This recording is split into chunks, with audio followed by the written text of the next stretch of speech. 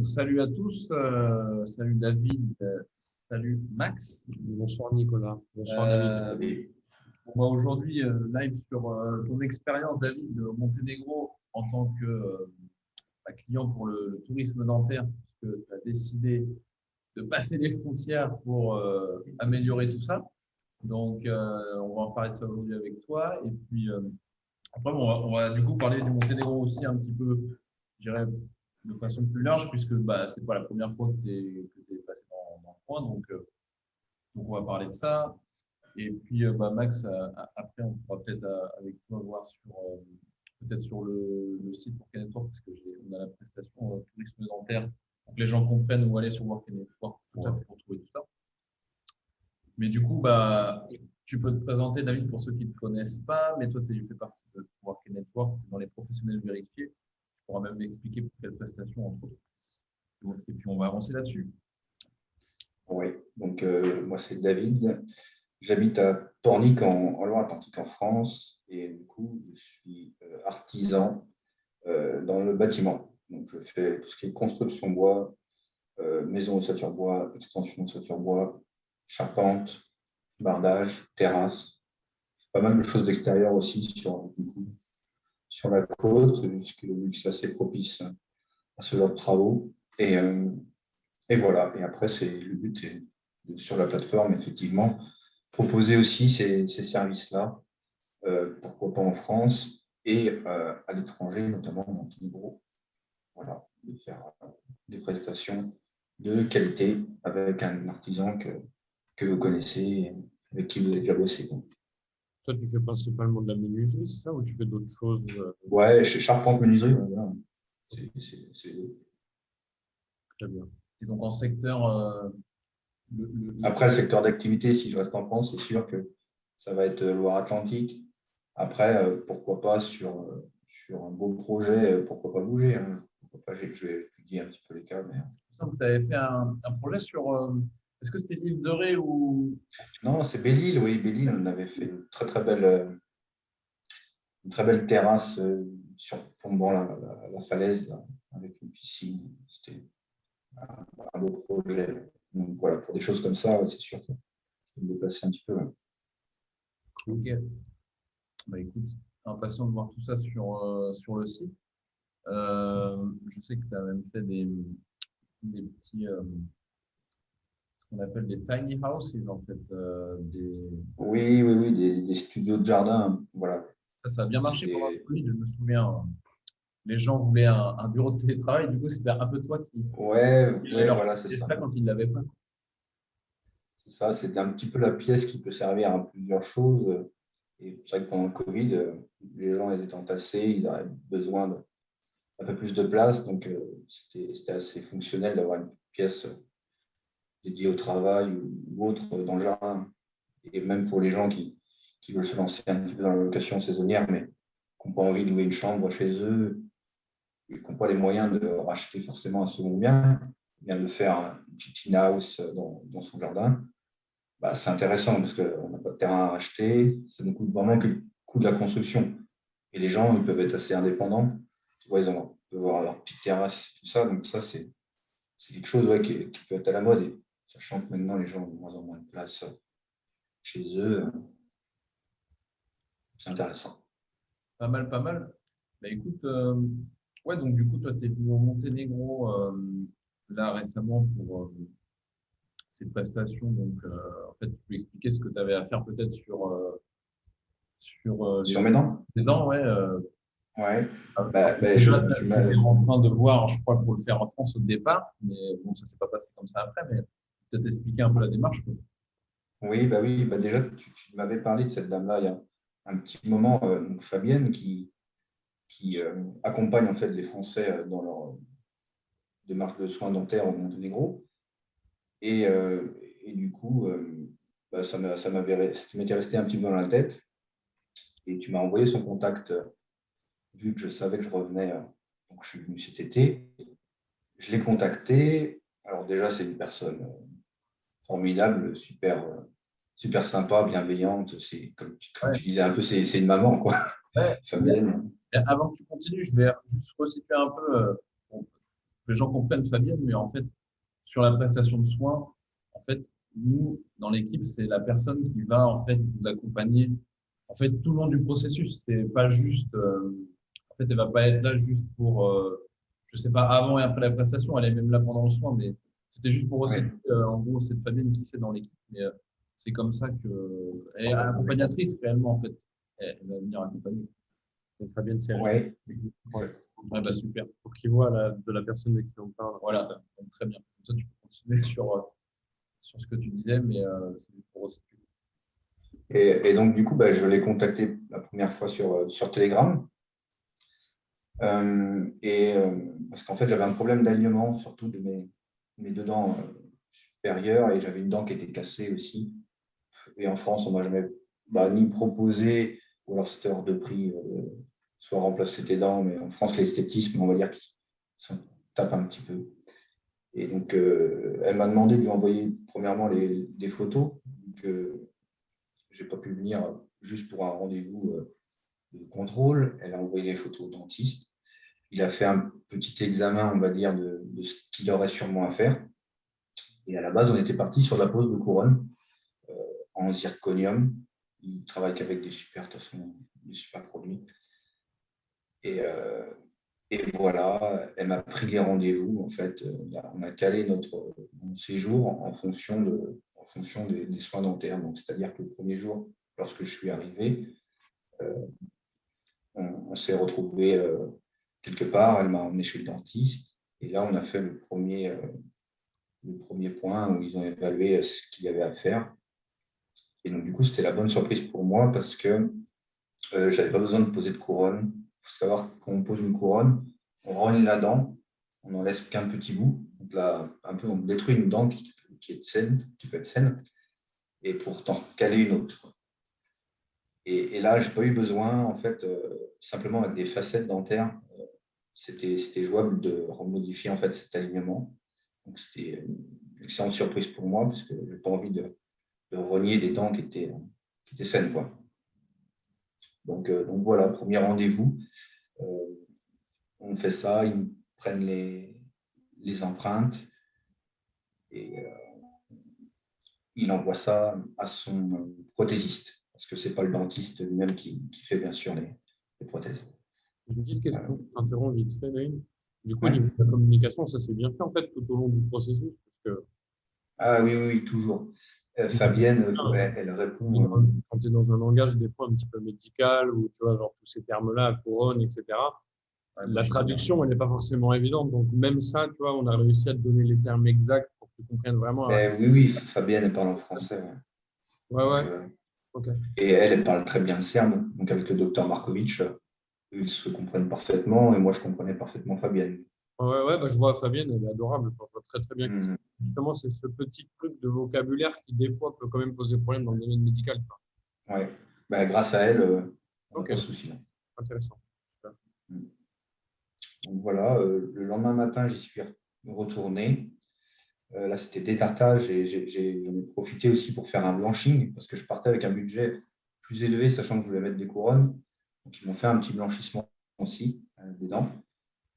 Donc, ça, le lendemain matin à 9 h. Donc, comme ça, après, j'ai pu faire mon touriste de base le reste de la journée, quoi.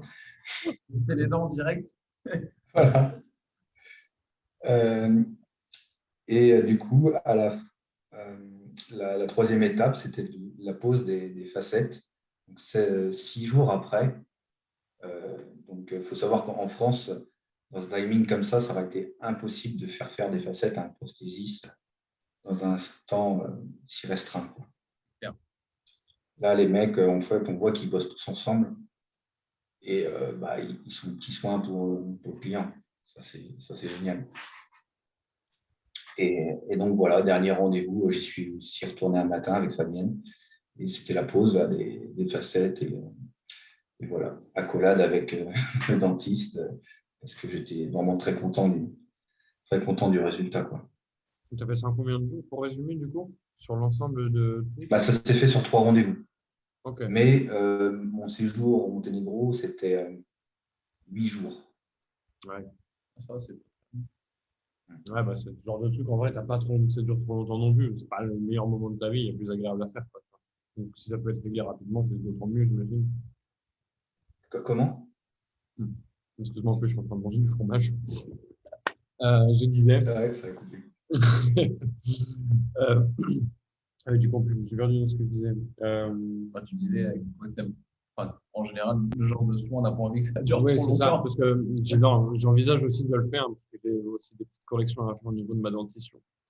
Et typiquement, c'est le genre de truc, tu vois, quand je me lance dans ce process, on va dire, j'aime bien que ce soit fait rapidement et pas que ça tarde des mois et des mois, tu vois, mais que le taf soit fait, limite que ce soit un petit peu lourd et fatigant peut-être, tu vois, mais au moins que ça soit une bonne fois pour toutes. Et après, voilà, t'es plus qu'en récupération, puis ça va, tu vois.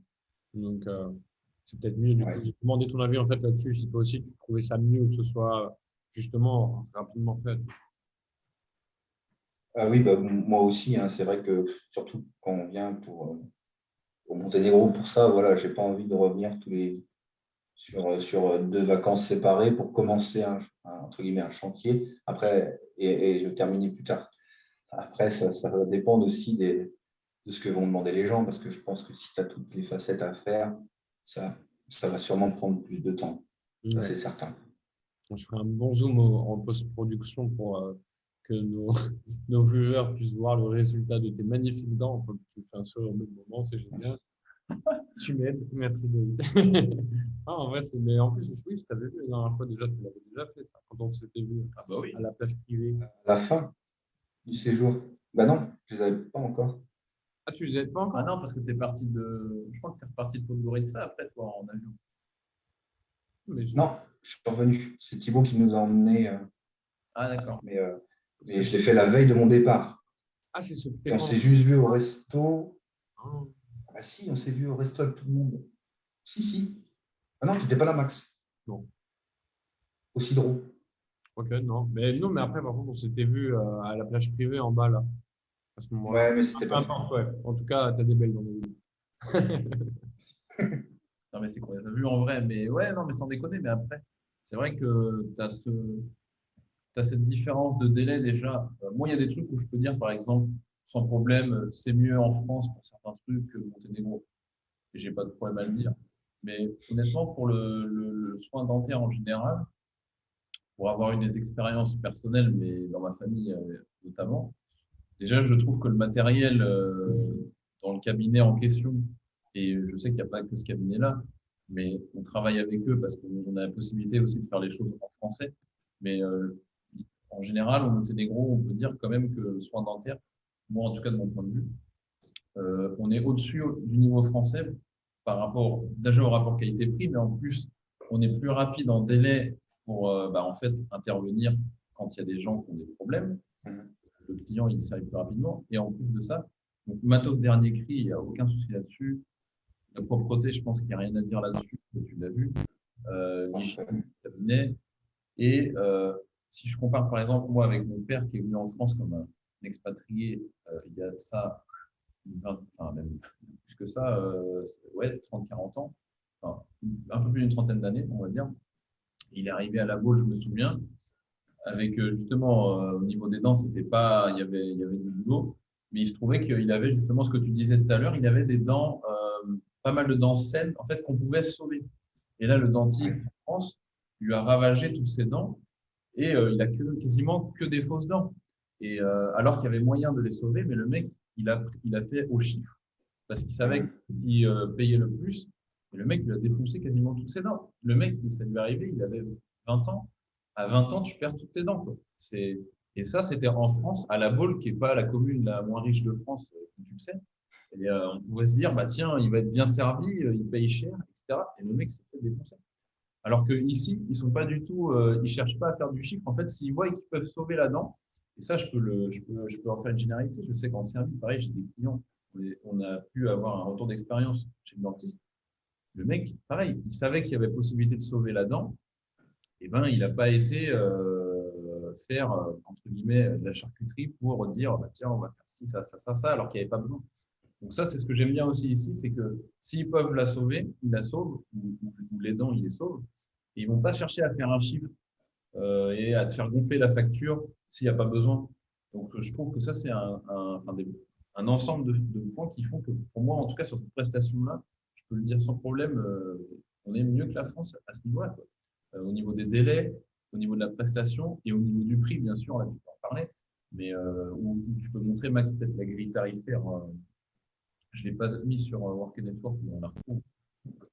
Oui, au niveau du prix, je pense que ça aurait été au moins trois fois plus cher que Monténégro si j'avais fait tout ça en France. Ah bah voilà. Ouais. Bah non, mais carrément. Et donc, pour ça, franchement, c'est une prestation sur le tourisme dentaire. Il n'y a même pas photo pour moi. Par rapport à la France, il n'y a vraiment pas photo. En plus, les dents en France, c'est pas très bien remboursé. Tout ce qui est, qui concerne, dès que tu as une grosse opération à faire au niveau des dents, en fait, soit tu vas, même en payant une mutuelle, parfois, tu te retrouves à encore ressortir ta poche. Je te le confirme. Et donc, le fait de venir, même en payant les frais de déplacement que tu as à faire, si tu es assez smart, tu arrives à compiler des vols pas trop chers en avion, peut-être ça te revient quand même moins cher, sans rajouter le fait qu'en plus, évidemment, quand tu es sur place, même le temps que tu y es, si c'est 8 jours ou 10 jours, vu le prix des courses, tu commences même à faire des économies en 10 jours en plus, en mangeant sur place. Et donc ça, c'est quand même à noter. Mais même, je veux dire, en louant ton logement, tu peux trouver des logements qui sont à des prix très corrects dans la capitale. Même si c'est la capitale, c'est pas une très grande ville, c'est 200 000 habitants. Tu peux te loger avec un petit Airbnb à 15 balles la nuit. Et du coup, tu te retrouves vraiment pas à exploser ton budget parce que tu vas à l'étranger faire ces soins-là. Donc, donc, toi, je sais que tu avais été à l'hôtel, à un hôtel sympathique que tu m'avais L'hôtel Côte d'Or, c'est vrai. Mais voilà, après, tu peux mixer avec du touriste. Toi, tu as fait un peu, du coup, c'est un peu aussi la plus-value du truc, c'est qu'en plus, comme tu es dans un endroit sympa, bon, tu viens pas pour une raison très heureuse, mais au final, tu peux passer des bons moments entre les rendez-vous, quoi. Oui. Puis après, c'était un plaisir pour moi de le faire, parce que c'est vraiment de l'esthétique. Donc, je sais qu'en France, même ma mutuelle, je ne suis même pas sûr qu'ils auraient pris en compte des soins comme ça qui sont purement justement esthétiques. Donc, c'est un peu ton souci, quoi. C'est pas le leur. Donc là, c'est vrai que c'était l'avantage. Pour en revenir aussi à la qualité, ce qui est important, c'est la qualité, bien sûr, de l'équipement du cabinet, mais surtout la qualité des dents qu'on va te mettre ou des facettes. Et eux, c'est vrai qu'ils travaillent avec des produits allemands qui sont vraiment excellents, quoi. Ils ne vont pas aller chercher au rabais, je ne sais pas, des produits en Turquie ou dans des pays comme ça, qui là-bas peuvent laisser un petit peu à désirer. Ils travaillent vraiment avec du produit suisse et allemand. Donc là, on peut faire confiance, quoi. Les Suisses et les Allemands. Sur le matos, on ne va pas les critiquer. C'est quand même important d'utiliser du bon matos dans la mesure où ça rentre fort, que ça fait partie de ton hygiène buccale, ton hygiène générale. Enfin, il y a trop d'aspects qu'il ne faut pas négliger, quoi. Et du coup, là, c'était je sais plus, deuxième ou troisième fois Monténégro, je ne me rappelle plus. Troisième, oui. Ah, déjà troisième. Oui. Voilà. Donc, en plus, tu viens à des temps assez espacés, donc tu arrives à voir même les évolutions, infrastructures, tout ça. En plus, tu n'avais pas été dans la capitale, je crois, les 2 dernières fois. Non, mais c'était la première fois un peu de Goethe, ça. Ce que je dis est vrai, quoi. Oui, non, mais c'est sûr qu'il y a une évolution au niveau des infrastructures du pays. Il y a des grues partout, quoi. À Tivat, à Budva, quand tu prends de la hauteur sur la route qui monte justement pour aller vers Podgorica, c'est impressionnant. Au retour, quand tu redescends, tu vois autant de grues sur une petite surface comme ça. Tu dis là, le pays il bouge, quoi. Partout, ça construit. Même là, je cite ça, à 50 mètres de chez moi en face. Ah oui. Une maison qui a pop, parce que là, il y a une belle lumière à 180. Il y a une maison qui a pop juste devant une autre maison. Une belle bâtisse en plus, même à cracher dessus, ça pousse. Mais voilà, partout, en ce moment, c'est un truc de fou. Moi, je vois zéro ralentissement. Même Monténégro qui fait son énorme extension, là, le village Boca Bay, non Boca Place, ouais, c'est ça. Ouais. Une extension. Avec des hôtels, centres commerciaux et tout. Et là, ils vont ouvrir ça devient pimpé. Comment ça s'appelle un port d'entretien là pour les super yachts. Soit il est fini, soit il est presque fini, mais j'ai vu le fameux voilier à 3 mâts, le plus grand du monde. Il s'est mis en 3 mois. Il est resté 3 jours. le mec, il sortait ses autres bateaux, il allait pêcher 2-3 trucs dans la baie, quoi. Mais je voyais bien, il attendait un truc. Et puis là, ce matin, il a eu le feu vert. Il est parti en face de la baie, au nouveau port de Miella. Il est rentré dans une espèce de cale pour l'entretien. Donc, ça, c'est pareil. C'était pas possible avant. Les mecs ils devaient sortir du pays pour aller faire les gros entretiens. Je parle vraiment des gros yachts qui font 300 mètres de long, quoi. Pour les petits, il y avait déjà des trucs d'entretien. Mais ouais, là, ça bouge. Ça bouge de partout. Là, j'étais à Bar aujourd'hui, plein de nouvelles de résidences, des routes qui se font partout. C'est vraiment pas juste localisé sur Tivat ou sur la baie. Là, quand j'étais sur la capitale, c'est pareil. Il y a des nouvelles rues. C'est toutes les semaines quand je vais, il y a un nouveau truc, quoi. J'ai jamais, enfin, moi, dans ma ville où j'étais en France, je me souviens à Montoire de Bretagne, pas loin de la raffinerie où ils font grève, je crois. Les mecs, tu as des axes, tu as beaucoup de boîtes de transport et tout. Et il y avait un trou dans la route qui faisait. C'était un trou au carrefour. En fait, il était au milieu du carrefour. Donc, en fait, quand tu as un camion, si tu as une voiture, ça va, tu peux l'esquiver. Mais quand tu as un camion, quand tu tournes large, en fait, ta remorque elle va à chaque fois dans le trou. En fait. Donc, tu ne peux pas l'esquiver. Et mon père, je me souviens, son patron, il avait dit bah, tu verras, je serai décédé que le trou ne sera pas réparé. Alors que Montoire, je crois que c'est la commune la plus riche de France par rapport aux raffineries et tout ce qu'il y a. Tu sais, tu as le port, tu as une partie du port de Saint-Nazaire et puis Airbus, ils ont toutes les activités qu'il y a, la raffinerie, un truc de fou, mais il n'y a pas que ça. Et en fait, le trou, bah, en fait, il a été réparé, mais au bout de 40 ans, tu vois.